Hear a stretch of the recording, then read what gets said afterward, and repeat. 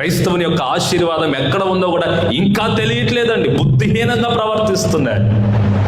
ముఖ్యంగా యద్వానగర ప్రాంతంలో ఉన్నటువంటి సోమరులు, బద్ధకస్తులు, దేవుని యందు భయభక్తులు లేని నీచులు ఎంతమంది ఉన్నారో తెలుసా? ముఖ్యంగా ఇక్కడే ఎక్కువ ఉన్నారు. దేవుని మందిరం అంటే ఒక రేకుల షెడ్, 4 గోడలు, ఒక మైక్ అనుకుంటున్నారు చాలా మంది. ఓ సెంటు స్థలము, 4 బండ్లు ఉంటాయి, ఒక 2 బాక్సులు పెడతారు, ఒక పాస్టర్ వస్తారు, పాట పాడతారు, ప్రార్థన అయిపోతే వెళ్ళిపోవచ్చు. ఇది కాదు.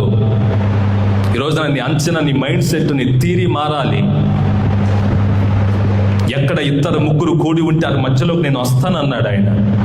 ఆయన వచ్చే స్థలం ఎలా ఉండాలి? ఆటలాడుకుంటూ తిరుగుతూ ఉండాలి, ఇష్టానుసారంగా వచ్చిపోతూ ఉండాలి.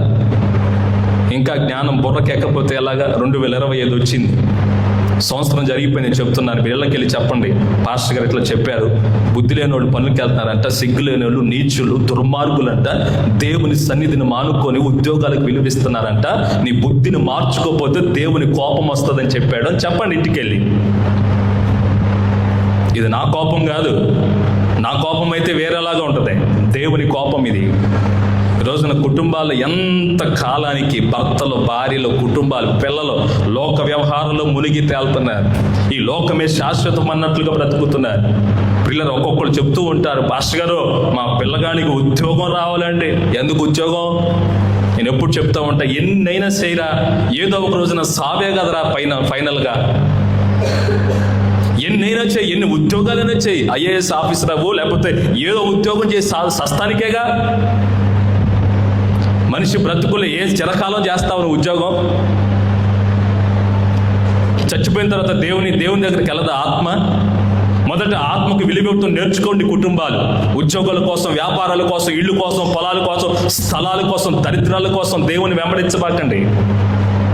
అలాంటివేవి ఇవ్వడు కూడా దేవుడు, అలాంటి ఉద్దేశాలు కలిగిన వారికి.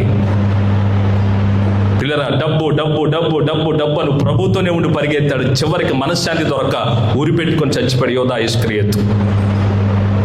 నా ప్రియ సహోదరులారా, ఏదో ఒక రోజున ధనాన్ని నమ్ముకున్నావో పాడైపోద్ది. చెప్తున్నాను మీకు, ధనం మిమ్మల్ని బాగు చేయదు, ఉద్యోగాలు మిమ్మల్ని బాగు చేయవు, వ్యాపారాలు మిమ్మల్ని బాగు చేయవు. అవన్నీ మనం భూమి మీద బ్రతకటానికి, మన కడుపు నింపుకోవడానికి మాత్రమే. నా ప్రియ సహోదరి సహోదరులారా, ఈరోజున చాలా మంది కుటుంబాల్లో స్వాభావికంగా అదొక అలవాటుగా ఉండిపోయింది మూఢత్వం అనేది. దాని నుంచి విడుదల పొందాను.